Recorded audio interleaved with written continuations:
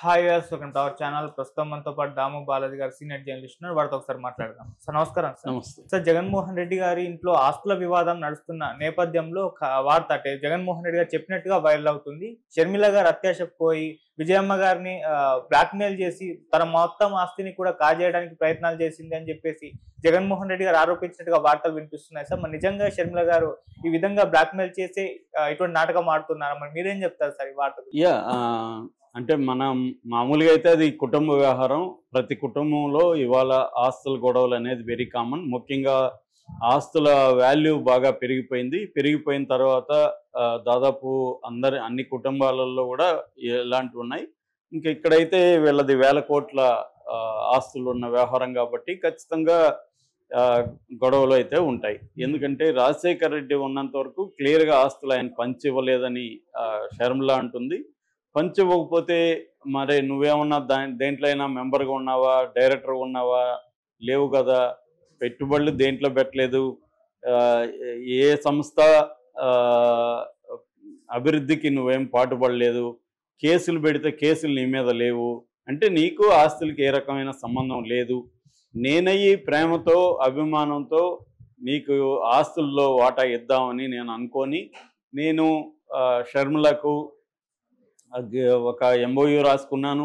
ఈ adjudication of కేసులన్నీ ఒక కొలిక్కి వచ్చాక నీకు ఆస్తులు వాటా ఇస్తానని చెప్పాను. అలాగే అమ్మకు గిఫ్ట్ డీడ్ అనేది రాశాను. ఆ గిఫ్ట్ డీడ్ కంప్లీట్ కాలేదు. అంటే వాటాల బదిలీ అనేది తల్లికి జరగలేదు. కానీ షర్మిల ఏం చేసిందంటే ఆమెను బ్లాక్మెయిల్ చేసి ఎమోషనల్గా అంటే ఆమె తనతో నిలబడకపోతే తాను చనిపోతానో ఇంకోటి చెప్పి బెదిరించి ఆమెను బ్లాక్మెయిల్ చేసి ఆమెకు ఉన్న గిఫ్ట్ డీడ్లో ఉన్న వాటిని పాత డేట్లు వేసి తను రాయించుకుంది అనేది ఇతను జగన్ చెప్తున్నట్టుగా వైరల్ అవుతుంది.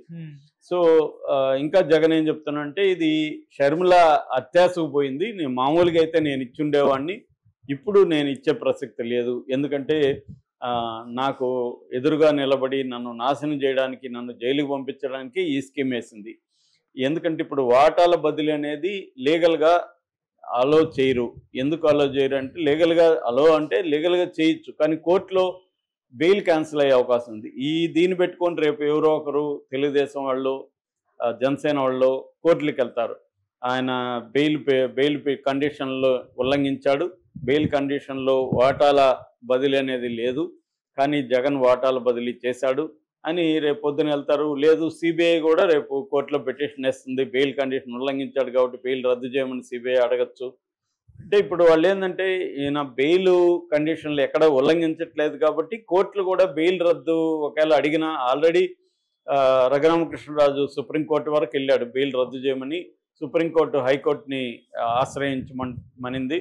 సో హైకోర్టులో ఆయన పిటిషన్ వేశాడు. సో ఇప్పుడు మామూలు కోర్టులు ఒక వ్యక్తి బెయిల్ రద్దు అంటే కారణాలు చెప్పాలి కోర్టుకి. ఇంతకుముందన్న అధికారంలో ఉన్నాడు జగన్, ఇప్పుడు అధికారం లేదు.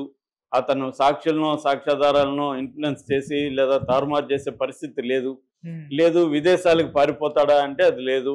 కాబట్టి ఏమీ లేకుండా జగన్కి ఇచ్చిన బెయిల్ ఎందుకు రద్దు చేయాలనేది కోర్టులు అడుగుతాయి. ఒకవేళ ఇక్కడ కింది కోర్టులు ఇచ్చినా ఆయన సుప్రీంకోర్టుకి వెళ్తాడు.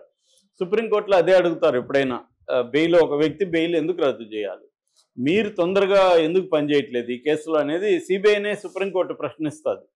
మీ ఎందుకు ఇంత ఆలస్యంగా కేసుని 11 ఏళ్ళుగా నడుపుతున్నారు, త్వరగా ముగించండి అనేది అడుగుతుంది. కాబట్టి అట్లాగే సిబిఐ కోర్టుకు కూడా సుప్రీంకోర్టు గతంలో హైకోర్టు కూడా సిబిఐ కోర్టుకి చెప్పింది రోజువారీ విచారణ జరపమని.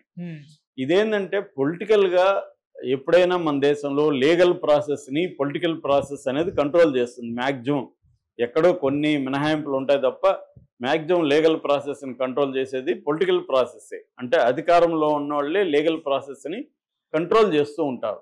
ఫైనల్ పవర్ అంటే పొలిటికల్ పవరే ఈ దేశంలో. ఆ పొలిటికల్ పవర్ వెనక మళ్ళీ ఎకనామిక్ పవర్ ఉండొచ్చు.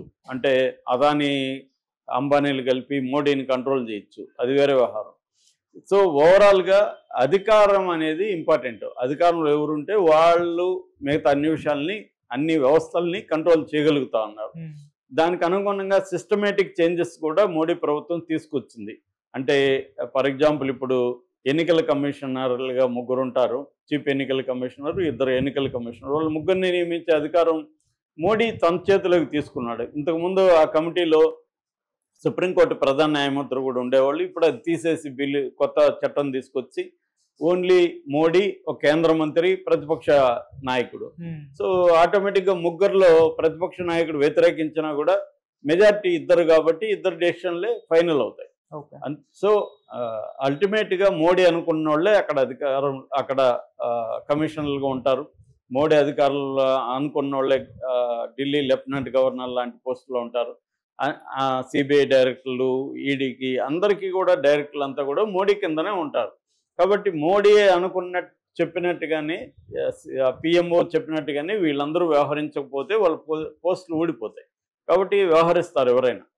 సో ఈ మొత్తం నేపథ్యంలో జరుగుతూ ఉంటాయి. కాబట్టి జగన్ మీద ఉన్న కేసులు కూడా మోడీ అనుకుంటే త్వరగా వస్తాయి. మోడీ అనుకోవట్లే. ఎందుకంటే మోడీకి జగన్ బలంగా ఉండడం అవసరం. ఇప్పటికీ మరి మారుతుందో నాకు తెలియదు. ప్రజెంట్ సిచ్యువేషన్ వరకు ఏంటంటే చంద్రబాబుని మోడీ కానీ జగన్ని బలహీనపరిస్తే చంద్రబాబు బలపడతాడు. చంద్రబాబు బలపడడం మోడీకి ఇష్టం లేదు. అందుకని మోడీ జగన్ని సేవ్ చేస్తున్నాడు. దీన్ని ప్రెజర్ చేసే పరిస్థితి చంద్రబాబుకి లేదు. చంద్రబాబును మోడీ ప్రెజర్ చేసి మోడీని జగన్ని త్వరగా జగన్ కేసులు విచారణకు వచ్చేట్టుగా, జగన్కి శిక్షలు పడేట్టుగా చేయమనో, లేకపోతే బెయిల్ రద్దు చేసే విధంగా ప్లాన్ చేయమనో చంద్రబాబు ప్రెజర్ చేసే పరిస్థితిలో లేడు. సో అందుకని ఇటుపక్క షర్మిలాని తెలుగుదేశం పార్టీ కానీ మీడియా కానీ పైకెత్తుతుంది. సో షర్మిలాని చంద్రబాబుకి జగన్కి యాంటీగా గట్టిగా తీసుకురావడం ద్వారా వాళ్ళు పొలిటికల్ గెయిన్ పొందాలనేది వాళ్ళకున్న ప్లాన్. దీంట్లో భాగంగా షర్మిలకు కూడా ఏంటి, షర్మిల తన ఆశించిన పొలిటికల్ పవర్ అనేది జగన్ అలో చేయలేదు. జగన్కి ఒక భయం ఉన్నట్టుంది. ఈమెకి కానీ ఏమన్నా ఎంపీలు ఇస్తే ఈమె ఒక పవర్ సెంటర్గా మారిపోతుందని జగన్ ఉన్న భయమే ఆమెను దూరం పెట్టేట్టుగా చేసింది. నిజానికి షర్మిల, ఇటు విజయమ్మ జగన్ జైల్లో ఉన్నప్పుడు వైసీపీని పార్టీని నిలబెట్టడంలో వాళ్ళ పాత్ర చాలా ఉంది. సో కానీ ఆ రకంగా చూసుకున్నప్పుడు షర్మిలకి ఒక ఎంపీగా ఇవ్వడం అనేది పెద్ద విషయం కాదు. ఒక మంత్రి పదవి ఇవ్వడం పెద్ద విషయం కాదు. కానీ ఇప్పుడు దాన్ని ఏమంటారు, జగన్ మాట్లాడేది ఏంటంటే ఒకే కుటుంబంలో ఒకేసారి సైమల్టేనియస్గా పదవులు ఉండడం కరెక్ట్ కాదు అంటాడు. ఎవరు చేయకుండా ఉన్నారు? ఇప్పుడు చంద్రబాబు, లోకేష్ తండ్రి కొడుకులు, మొత్తం వాళ్ళిద్దరిదే రాజ్యం. అక్కడ పవన్ కళ్యాణ్, నాగబాబు, ఇక్కడ కేసీఆర్, ఇక్కడ రేవంత్ రెడ్డి బ్రదర్స్. ఏ రాష్ట్రంలో ఉన్నారు? అన్ని చోట్ల వీళ్ళే ఉన్నారు. ఇప్పుడు స్టాలిన్ వాళ్ళ కొడుకు ఉదయనిధి స్టాలిన్ ఉప ముఖ్యమంత్రి, ముఖ్యమంత్రి. కాబట్టి ఇక్కడ ఫ్యామిలీ పాలిటిక్స్ లేకుండా ఏ రాష్ట్రం కూడా లేదు, దేశం కూడా లేదు. ఈ కాంటెక్స్లో జగన్ అది చెప్పే కారణం పిచ్చి కారణమే. అట్లా అనుకుంటే ఇప్పుడు వాళ్ళ నాన్న ఉన్నప్పుడు వాళ్ళ నాన్న తర్వాత ఇతను ఎందుకు ఎంపీగా పోటీ చేశాడు? కాబట్టి ఇక్కడ ఏంటంటే జగన్కి భయం ఉంది. షర్మిలకి మనం ఏదన్నా ఇస్తే పార్టీలో, ప్రభుత్వంలో ఆమెకి ఇంపార్టెన్స్ ఇస్తే ఆమె ఒక పవర్ సెంటర్ అయి కూర్చుంటుంది, మళ్ళీ తలనొప్పిగా మారుతుంది అని ఆమెను దూరం పెట్టాడు. అది ఆమెకు కాలింది. రెండవది ఆస్తులు. నాన్న ఇన్ఫ్లుయెన్స్ ఉపయోగించుకునే కదా ఇతను పెంచుకోగలిగాడు ఆస్తులు. నాన్న ఇన్ఫ్లుయెన్స్లో నాకు కూడా వాటా కావాలనేది ఆమె లాజిక్. ఇది లీగల్గా నిలబడదు. ఆమెకు తెలుసు లీగల్గా ఇప్పుడు నువ్వు నాన్న సంపాదించంటే నీ నాన్న జగన్ సంపాదించిన ఆస్తులుగానే అది పరిగణలోకి తీసుకుంటుంది లీగల్గా. అందుకని లీగల్గా జగన్ ఆస్తుల్లో ఆమెకు వాటా రాదు. అందుకని దీన్ని పొలిటికల్గా ఉపయోగించుకొని జగన్ని ప్రెజరైజ్ చేయాలనేది ఆమె ప్లాను. ఆ ప్లాన్లో భాగంగా ఆమెకి దొరికింది గిఫ్ట్ డీడ్. ఈ గిఫ్ట్ డీడ్ ఆమె తల్లిని ఇన్ఫ్లుయెన్స్ చేసి గిఫ్ట్ డీడ్ రాసుకుంది. ఇది లీగల్గా చెల్లుతుందా లేదనేది నేషనల్ కంపెనీ లా ట్రిబ్యునల్లో తేలాలి. అయితే వీళ్ళు గుట్టు చప్పుడు కాకుండా కోర్టులో తేల్చుకునే బాపతి కాదు. కాబట్టి షర్మిలను దీన్ని ప్రజల్లోకి తీసుకొచ్చి జగన్ ఇబ్బంది పెట్టాలని చూస్తుంది. జగన్ ఇప్పుడు తనని తాను కాపాడుకోవాలి. కాబట్టి